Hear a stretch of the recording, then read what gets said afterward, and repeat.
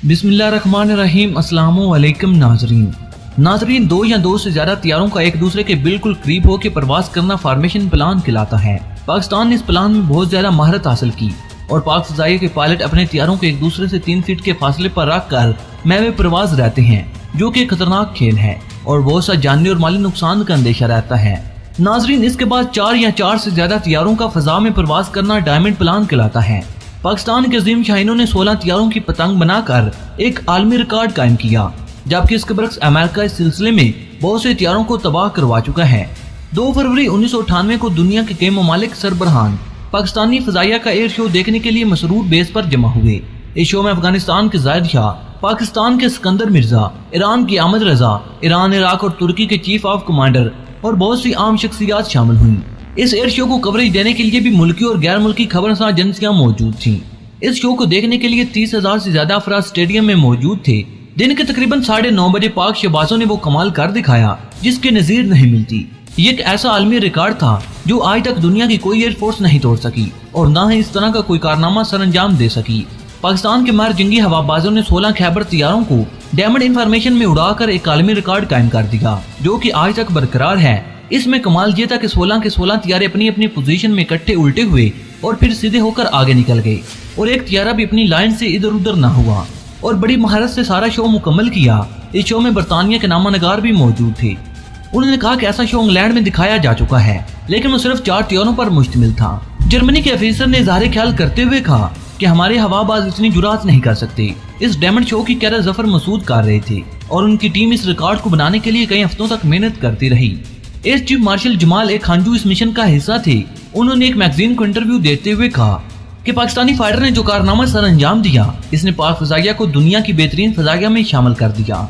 नाज़रीन कराम, बरतानवी magazine the aeroplane ने अपने आर्टिकल में लिखा कि जफर मसूद ने डायमंड फॉर्मेशन 5000 की बुलंदी पर की और आखिरी वक्त तक बरकरार आके एक आलमी रिकॉर्ड कायम कर दिया। इस कारनामे के बाद पाकिस्तानी एयरफोर्स दुनिया की दूसरी आम एयरफोर्स करार दे दी गई। इस मैगजीन ने अपनी अशात 7 फरवरी 1998 में इन पायलट्स की ग्रुप फोटो भी शाया की और इनको इस तरतीब में खड़ा किया जिस तरतीब से उन्होंने तैयारों को उड़ाया था। इस फॉर्मेशन में ऐसे पायलट भी थे जिन्होंने बाद में भी बड़े कारनामे सर अंजाम दिए, जिनमें मुनीरुल दीन, पायलट हमीद अनवर, एम अरशद सैयद सजाद, हैदर काले खान, आफ्ताब अहमद, इन सब ने अपने अपने मकाम पर बहुत से कारनामे सर अंजाम दिए। इस फॉर्मेशन की क़यादत करने वाले जफर मसूद एयर कमांडर बने और 1965 और 71 की जंगों में भी हिस्सा लिया और उन्हें हलाले जुरात और तगमे बसालत के एजाज से भी नवाजा गया और हीरो ऑफ वार का खिताब भी मिला। इस तरह की फॉर्मेशन इससे पहले दुनिया की किसी फ़ज़ाइया ने इस्तेमाल नहीं की थी, लेकिन फिर रॉयल एयरफोर्स ने 22 तैयारों को उड़ाकर रिकॉर्ड तोड़ना चाहा, लेकिन यह डायमंड इंफॉर्मेशन नहीं थी बल्कि सीधी 7 लाइनों में महवे परवाज थी। इस तरह पाक फ़ज़ाइया का रिकॉर्ड ना टूट सका और आज तक कायम है और पाकिस्तान के पास मौजूद है।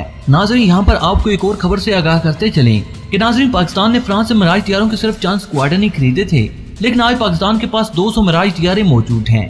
पाकिस्तान ने इनको कहां से हासिल किया और इनको कैसे मॉडिफिकेशन किया, आज आपको ये तमाम तफसीलात इस वीडियो में बताई जाएंगी।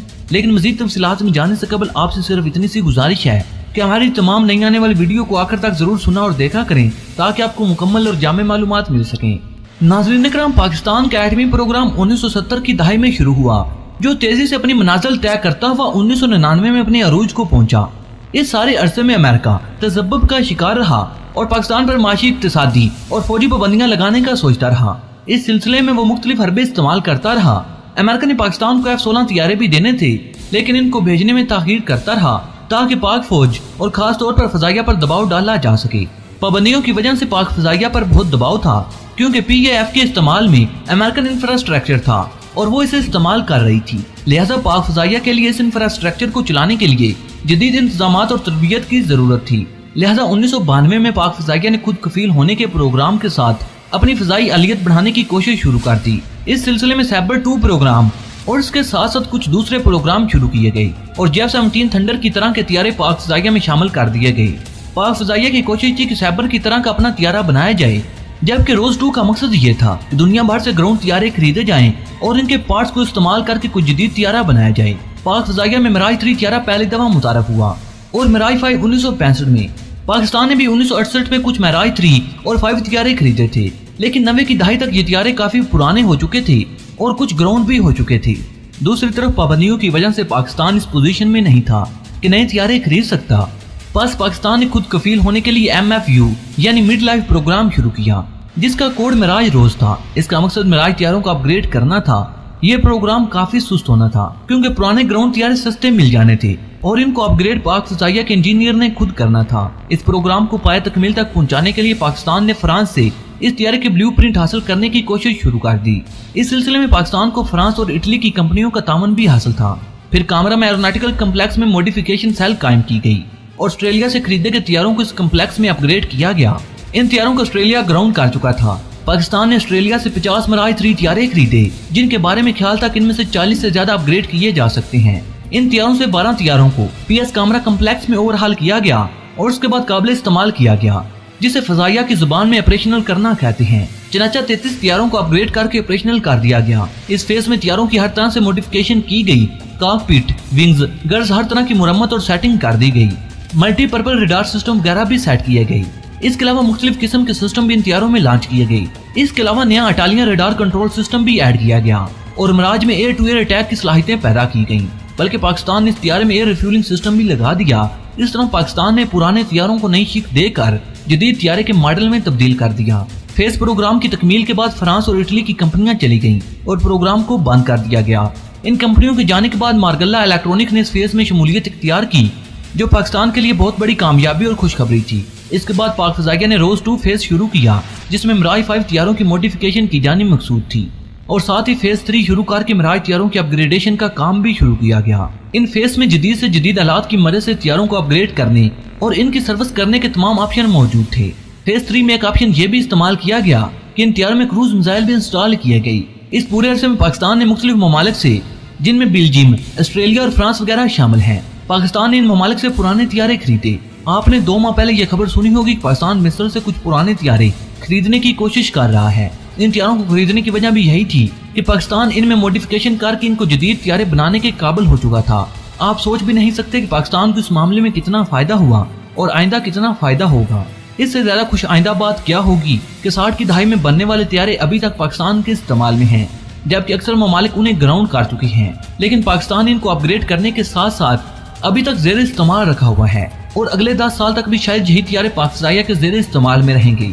उम्मीद की जाती है कि पाकिस्तान 2030 तक इन हथियारों को J-17 थंडर में तब्दील कर देगा।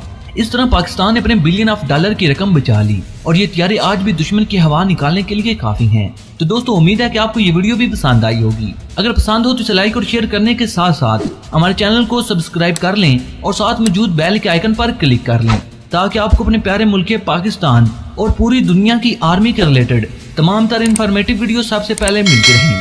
क्योंकि नाज़रीन, हम हर रोज अपने प्यारे मुल्क पाकिस्तान और पूरी दुनिया की आर्मी के रिलेटेड तमाम तर इन्फॉर्मेटिव वीडियो बनाते रहते हैं और हमारा ये वीडियो बनाने का मकसद सिर्फ और सिर्फ आपकी मालूमात में इजाफा करना है। नाज़रीन, अपने प्यारे मुल्क पाकिस्तान से मोहब्बत का इजहार करते हुए कमेंट बॉक्स में पाकिस्तान जिंदाबाद, पाक आर्मी पाइंदाबाद और अपने गुमनाम हीरोज के नाम सलाम जरूर कमेंट कीजिएगा।